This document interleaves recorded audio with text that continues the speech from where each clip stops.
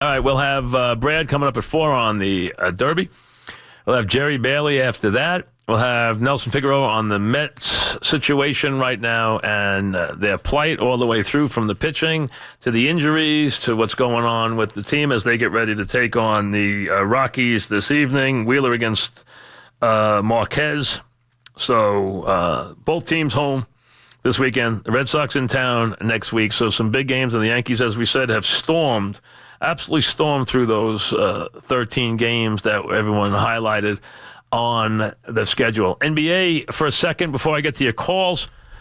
Listen, I told you before the series, I thought it was a joke that Cleveland was underdog against Toronto. I never thought Cleveland would lose to Toronto. LeBron would intimidate them. He's intimidated them off the floor. I mean, Toronto, it's embarrassing what they've done in these first two games. And Boston just understands how to play, and Philly's just too young.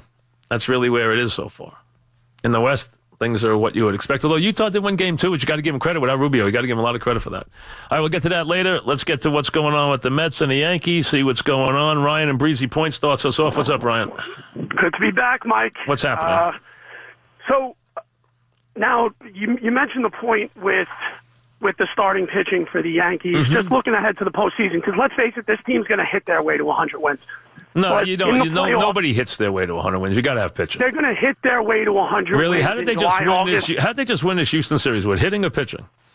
No, well, they got good pitching. They got great pitching. Series, but they got great pitching. In the playoffs, it's going to be a different story, and they need to get a guy who's going to be able to win games in the playoffs like Verlander did for the Astros last year. And now they've missed on 2 top-end guys that they. Who was the second one? Holt. He's not on the level with Verlander. No, but he's pitched well so far. He's pitched well, but he's not on that level. He's not on that level. The problem, Mike. Starting last year, they ruined Sonny Gray. Girardi ruined Sonny Gray. I don't agree with that. And going into the postseason, you cannot catch Sanchez with him.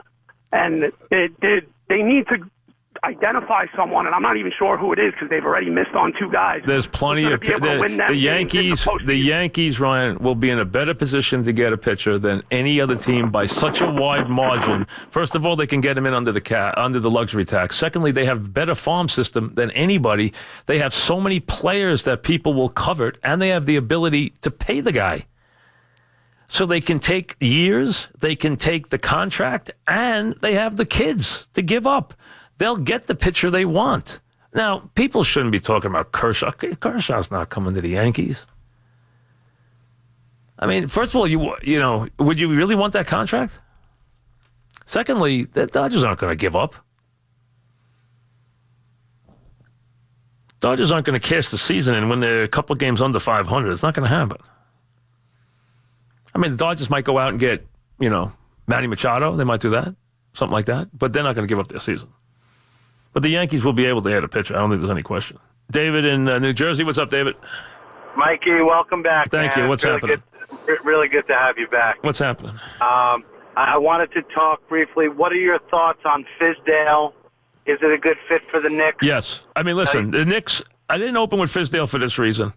The Knicks are still so far away from anything worth discussing right now. They have so much work to do.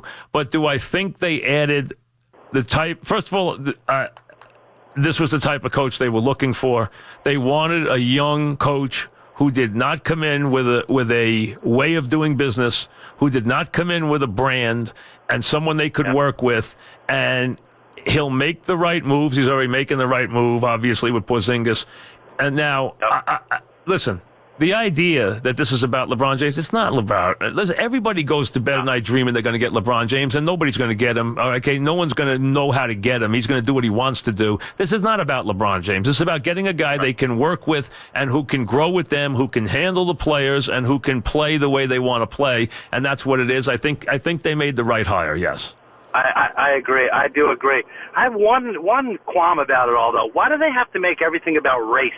Everything I'm seeing on Instagram, because people like to make stuff about race, unfortunately. They just do. Why can't it just be equality and instead of... Why can't it be that they just hired a good guy? That's all. Yeah, I agree with you. That's it. I agree. A good guy, the players like him. Right. Everyone's excited to play for this guy. He's got a good resume. But then they got to go into, yes. We have a black GM, a black assistant GM, a black coach, a black trainer. a black, Yeah. this You know guy. what? I can tell you this, and nobody at the Garden cares about any of that. And nobody who goes to the games in New York cares about any of that because everybody in New York's too sophisticated for that. Nobody cares. All they care about at the Garden is that they win games. If people go to the games, the only thing they care about is having a good product and something to cheer for. They could care less what color the coach is. I mean, come on now. You're right. That is so ridiculous that, and unfortunately, it is a theme. Oh, they have a black hierarchy, so now they have a black head. Who cares? I mean, that is so overplayed, it's ridiculous. I totally agree. Hire the right guy and build a team. But I think they hired a coach that makes sense. They still have to make the right moves. That's all. They have to build the team properly. And they need Porzingis to be healthy. Joe in Massapequa Park. What's up, Joe? Mike, good afternoon. Welcome back. Thank you. What's up? I never thought I'd be talking to you again. No, well, thank you. You never know how things work out. You don't. It looks like the Adrian Gonzalez story is coming to an end because Bruce is playing first. He should be playing first. Yeah. But the question I wanted to ask you, Mike, I agree with the catching situation, and they have to do something. But no one's going to trade with the Mets on May 1st. So the question I have for you, and I want Real Muto.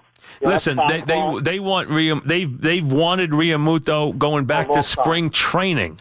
They can't get him. They can't get him. How about if they pick up a guy like Miguel Montero just for the short term?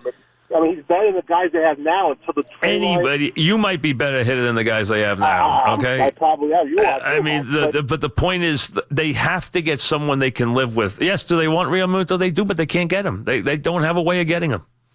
They don't. They need to improve the catching, though. I don't think they can sit there and just say, well, this is what it is, so this is what we're going to live with. No. They can't live with it. I'm sorry. Certain things you can't live with. You can't live with a position where every time up, it's an automatic out. I mean, you can't. You can if you have the Yankee lineup, you want to carry a deficient offensive player for defense. Yeah, you can do it. If you have that kind of roster, you can do it. You can't do it if you have the Met offense. You can't do it because you're deficient in too many areas for that to happen. Let Nimmo and Laguerre's platoon and bat him leadoff. Put Bruce at first base. Go get somebody who can play catcher. Hopefully Cespedes gets hot. Hopefully Bruce gets hot. I think Frazier will be okay. Cabrera's off to a terrific start. And play some baseball. Then you got to worry about your pitching staff because there's a lot of weaknesses in that right now, too. Eric in Connecticut. What's up, Eric? Hey, Mike. Welcome back. Thank you. Talking about the Yankees, obviously it's the one need that we're going to need is a starting pitcher. Yeah. And if I had the power, if I was Cashman, even though the guy's hurt, you might know who I'm thinking about, I'd go get Bumgarner. I think that's still, you're probably in the pipe dream area there with him, too. Really? You honestly? I don't think the Giants will trade him. I don't think the Giants will trade him. I know Chrissy probably would be pulling his hair out if we got him. I just don't think they would trade him. You know what? I think listen, it's a little early for that, number one, but there are a lot of guys. There's a lot of guys that you can get who are going to be available from bad teams. I mean, there's a lot of guys out there. I just don't want to be that typical Yankee fan or Met fans or everybody's going to call us like Yankee fans. How about getting Michael Fulmer, okay? He's got years to pitch. I would love to get that's a workable deal for a team like the Tigers. That deal works. That deal works. They can listen, you're going to have to give up a player. You're going to have to give up Andujar. You're going to have to give up 2 or 3 prospects, including Frazier, Austin, Andujar. You're going to have to give up a couple of good players to get them. You're going to have to give something to get something. But that kind of deal can work. And he's 25 years old. That can work. Just an example. There'll be others. There are guys. And listen, don't start in the most expensive aisle and start with, I want this team's ace, I want that team's ace, because that's not realistic. Sully in Holtzville. What's up, Sully? Hey, Mike. Long time no speak. Thank you. What's up? Listen, you're 100% right on the pitching, and I think I'll take it one step further. If you go to July, and depending upon the state of the Yankees' rotation at that time, you can do both things, what you're talking about. They have the room to take in a contract. Yep. They also have the players to take in someone along the lines of Fulmer. Right. You pull in a Fulmer, you keep him long-term for the future because you're going to be paying a premium price with an Andujar or a Florial or something like that. But you also go out and you pick up the contract like a Cole Hamels from Texas.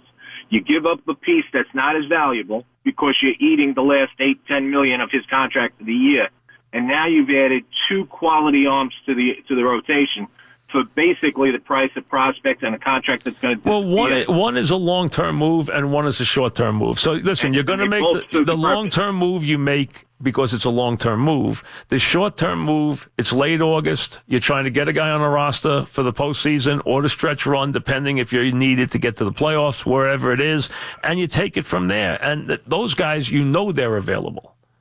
Those guys are always available. And I admit, I was not pro, and I can tell you, most fans weren't pro Verlander last year. And nor was I. Because I didn't see him coming back and having this kind of renaissance. And he has. He's had an incredible renaissance. He's making a lot of money. Tigers are paying, I believe, $8 million a year of his salary.